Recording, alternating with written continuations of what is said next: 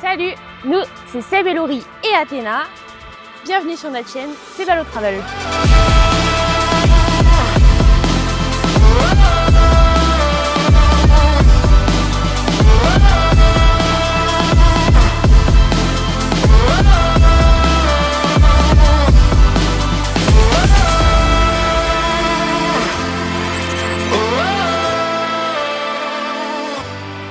Dans cette première vidéo, on va commencer par vous présenter notre véhicule de voyage, un Dacia Duster de 2018 qu'on a appelé notre Gamoul.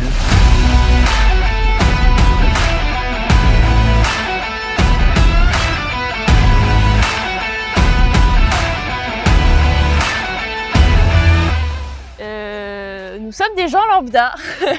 Là, on a commencé à voyager en tente de toit, ça fait maintenant 2 ans. Sur une Polo. Ouais, une petite sur Polo. une Polo. On l'appelait la Polo Galette. Parce que la tente de toit, elle était beaucoup plus large que la Polo.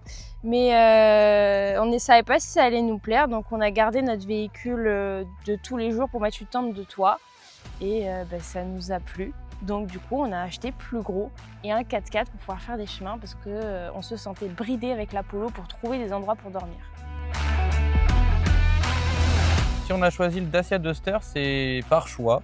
On a posé le cahier des charges et c'était le véhicule qui correspondait le plus. Si on prend un véhicule qui nous permet de tout faire bien, c'est le Dacia Duster. Il permet d'aller dans les chemins très bien après une bonne préparation et on va vous montrer. Oui. Il permet d'aller loin sur autoroute sans consommer énormément et confortablement. 6,5 litres de moyenne de consommation tout équipé. Tout à fait. Sur autoroute, 8,5 litres sur piste à peu près. Niveau taille, c'était ce qui nous correspondait le mieux, pas trop gros, pas trop petit. On passe sous les barrières des 2 mètres, tout juste, Ouais, mais ça on passe. C'est une prouesse. Ça c'est top. Et voilà, donc on s'est mis en quête d'un Duster. C'est bien compliqué de trouver un Duster 4x4 équipe usée sans AdBlue si possible. Ouais.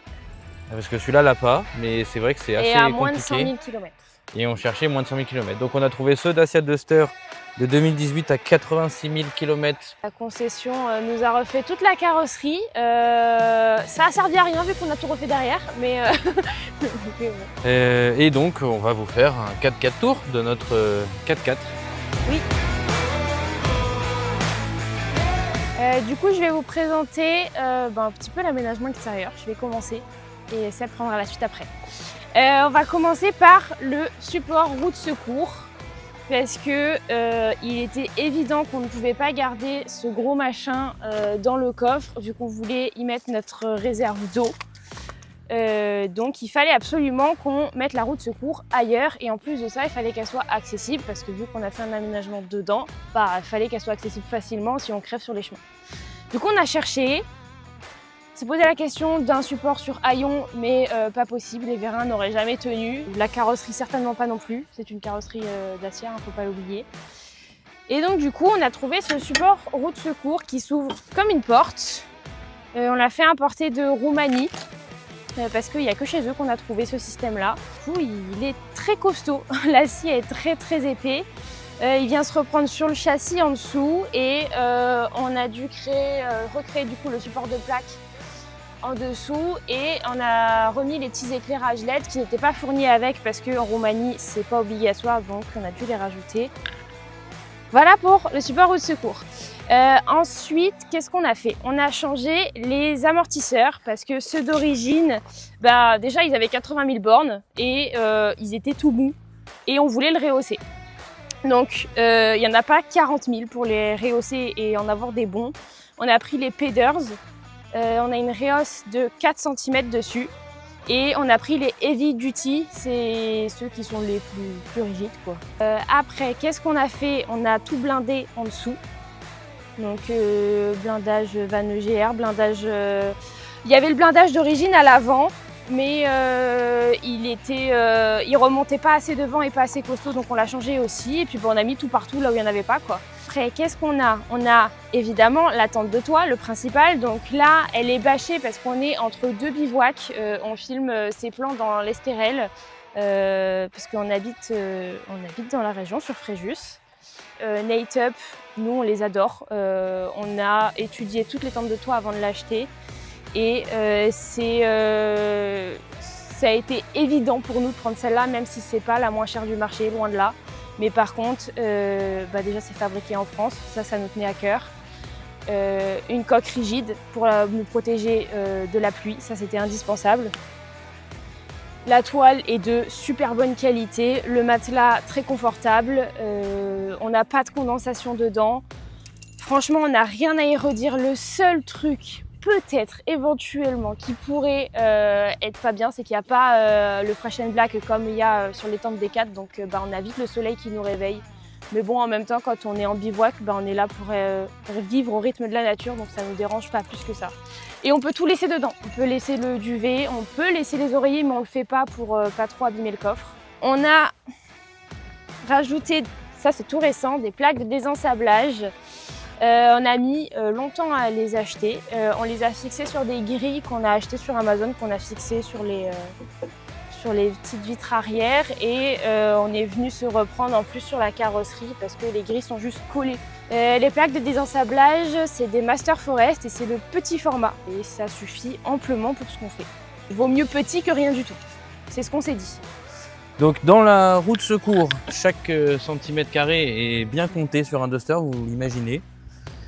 On est venu y mettre le tuyau du chauffage sur lequel j'ai mis la rallonge pour mettre la sonde. En fait, je mets la sonde de température ici, paf, on l'aimante ici, on le jette dans la tente et avec le chauffage, on pilote la température. C'est simple à installer, c'est pratique.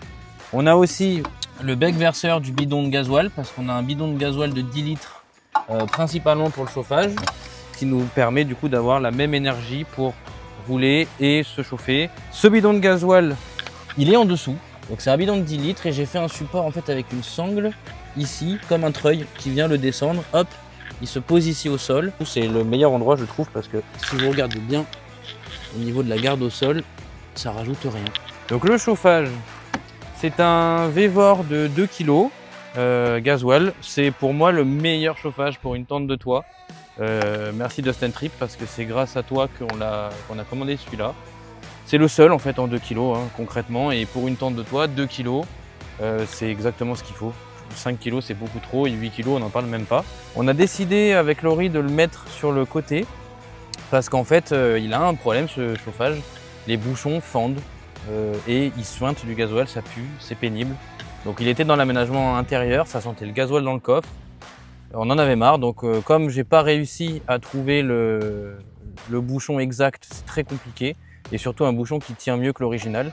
On a fini par trouver cette solution. Donc on a acheté une boîte sur Vevor qui correspond exactement aux dimensions intérieures du chauffage. Donc j'ai juste enlevé les pieds, il rentre comme ça. Et après on est venu la percer sur les côtés pour faire des bouchons. On ouvre, hop, là c'est la gaine. Et en dessous on a les 2 trous pour l'échappement. On les débouchonne, tout est attaché ensemble au cas où on en perd un sur la route. Comme ça, c'est simple d'installation. Il reste ici. En fait, avant, ce qu'on avait, c'est qu'on venait le clipser sur la grille. C'était très bien parce que du coup, quand on le mettait, il n'était pas posé au sol. Donc voilà, donc en gros, la place était parfaite.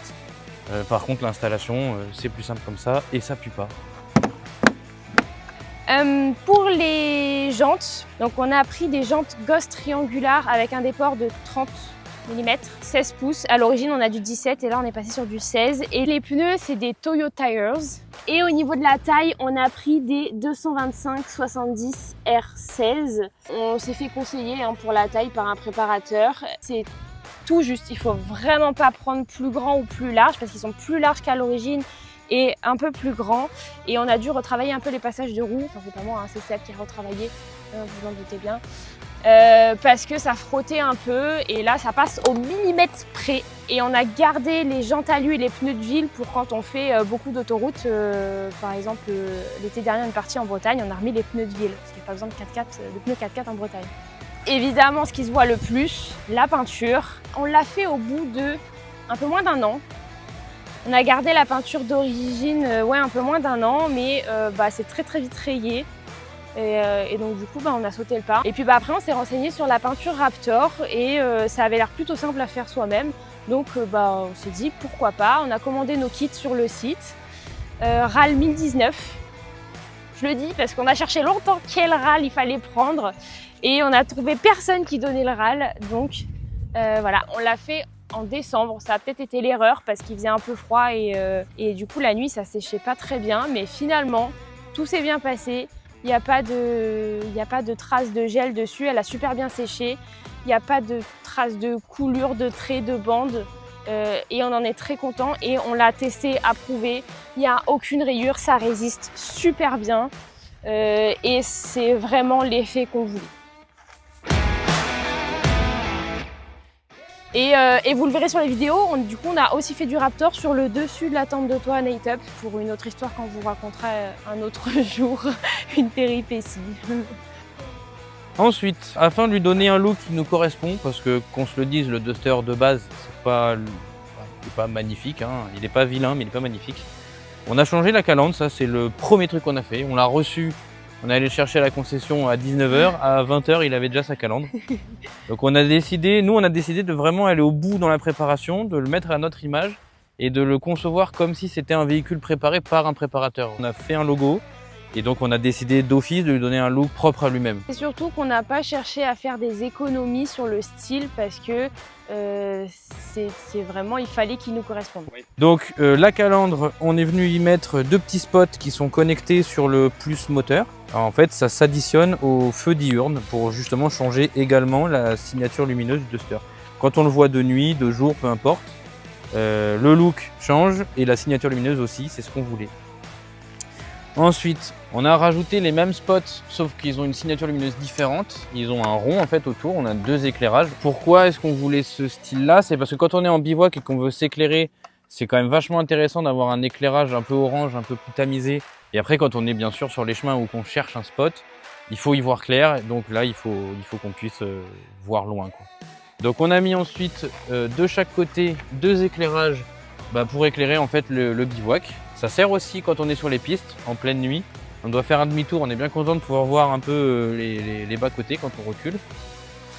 Et à l'arrière, 2 spots pour y voir clair quand on fait une manœuvre parce que on n'y voit rien. Et de ce côté-ci, du coup, on a les 2 autres, pareil. Et récemment, donc en même temps que la peinture Raptor, on est venu installer un schnorkel, sauf que sur le Duster 2, il existe un schnorkel, si je dis pas de bêtises. Il est en fibre de verre, il coûte 300 €. Et en plus, il me plaisait pas. Donc j'ai acheté le schnorkel Equipaddict pour le Duster 1, qui coûte bien moins cher, il coûte 80 €. Il est très compliqué à adapter sur le Duster 2, j'ai dû le chauffer, retravailler en fait ici sur l'aile ça correspond pas.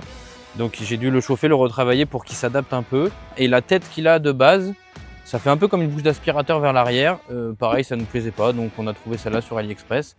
Je l'ai adapté avec un petit manchon et on est tout à fait content. Ensuite, on va passer à énormément de choses dans ce capot moteur parce que comme je vous l'ai dit, chaque centimètre carré est compté. Là, on a un four. Donc c'est un four de bivouac Amazon pliant en inox. Il se met sur un réchaud, un feu, une source de chaleur, un barbecue.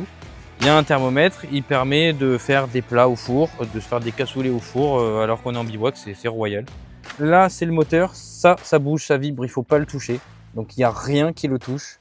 Là, c'est tout ce qui est batterie, boîte à air, boîte à fusible. Tout ça, là, ça craint pas grand-chose. À partir du moment où c'est bien attaché, que ça va le dingue pas, on peut mettre ici.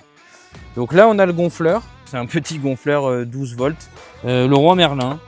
Il a l'avantage d'être pas trop cher, pas trop encombrant. Il fait 220 12 volts, il a 2 prises. On le met, on le branche au 12 volts, on lui donne la pression qu'on veut, on le laisse faire, il s'arrête. C'est parfait, ça nous convient bien. Ça suffit amplement. Juste ici, vous avez la caisse à outils. Alors là-dedans, j'ai mis tout ce qui est clé à douille, une douille multi-taille. Ça, c'est pas mal pour se dépatouiller de la galère pour les grosses tailles et surtout pas emmener un set complet. Et voilà. Et après, j'ai pas pris une clé à cliquer. Hein, je suis vraiment allé à l'essentiel. Et en dessous, j'ai encore une autre caisse. Alors là, je vais pas vous la sortir par contre, mais dedans, il y a des chandelles, des riselants. Et en fait, elle se trouve au-dessus du radiateur. Elle est dans un jour qu'il y a ici sur le Duster. Ensuite, on continue. Ça, c'est indispensable. Quand on a besoin de changer une roue sur un chemin, il ne faut pas s'amuser avec la clé d'origine. Ici, j'ai un nécessaire, une petite boîte qui m'avait coûté rien du tout. Un truc chinois avec des embouts pour se dépanner. Tout ce qui est cruci, plat, torque et petite douille de petite taille avec un set à cliquer. C'est vachement bien, je m'en sers très souvent.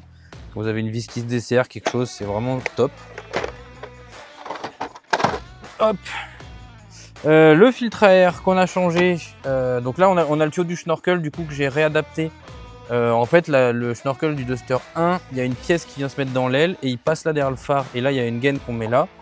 La pièce, c'était galère de la placer dans l'aile, ça correspondait pas trop au Duster 2. Et en plus de ça, la gaine devait passer là où j'ai mis le gonfleur notamment, donc ça m'embêtait. J'ai réussi à me frayer un chemin derrière l'amortisseur. Donc j'ai mis que la gaine directement ici, hop, qui va jusqu'à l'entrée de la boîte à air. Et le filtre à air qu'on a changé également par un modèle lavable, qu'on appelle un KN, un performance. Alors c'est pas pour la performance, hein, honnêtement, c'est pas du tout pour ça qu'on l'a fait. C'est uniquement pour le côté lavable, si jamais il est vraiment trop obstrué. Parce qu'en fait le Snorkel, on a décidé de le mettre pour le look, mais surtout pour la poussière. C'est pas pour traverser un gué, parce que honnêtement, vu où sont la boîte à fusibles et la batterie, de toute façon si on a de l'eau à plus haut que ça, le Duster il s'arrête. Hein. Mais c'est surtout pour la poussière, parce qu'on s'est rendu compte après nos road trips que en fait il mange la poussière, hein. Il lève sa poussière, il l'avale, le filtre il devient bouché, après on a un voyant moteur qui s'allume. Et voilà, donc on a commencé par mettre un filtre lavable pour pouvoir le laver nous-mêmes quand on a un problème sur la route. Et ensuite on a mis le Snorkel pour avoir moins de poussière. Ensuite, on a ici le cardan avant gauche. Donc voilà, c'était un peu galère de le placer, mais je tenais vraiment à avoir les cardans. Et le cardan avant droit, qui lui se trouve dans l'aile. On peut l'apercevoir pareil dans un tube. Il est dans l'aile. Et au final, c'est très simple à faire. J'ai mis beaucoup de temps à trouver comment le placer ici. Il suffit de lever le garde-boue en plastique ici. Je l'ai glissé, tenu avec la sangle orange qu'on voit ici, hop, et on remet le garde-boue et c'est fini. Ici, on a une sangle d'attelage, du scotch, toujours du scotch, ça sert toujours le scotch. Et là, c'est le cric, c'est un cric plus gros, il peut porter, c'est fait normalement pour les utilitaires, les 3,5 tonnes. Donc voilà. Voilà, c'était la présentation de l'extérieur et des aménagements off-road du Duster. Si tu veux pas rater la partie 2 dans laquelle on va vous présenter l'intérieur et tout ce qui tourne autour, abonne-toi, partage, surtout mets la cloche pour pas louper la partie 2. A très vite. Ciao.